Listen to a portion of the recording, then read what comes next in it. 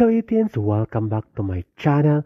Ito na nga ang hinihintay ng buong bayan at ng 18s at ng mga diehard fans ni Justin dahil finally, mayroon na siyang solo project at ito nga sa Hong Kong. Sinut doon ang music video niya at hindi pa alam kung kailan ang official launching ng naturang music video at kanta niya. When I walk into the kitchen, you saw the look on my face, you saw the look on my heart to get out of this place. I seen something I've never seen before. When you put on the pineapple, we couldn't be friends anymore. Pineapple girlfriend, go on pizza.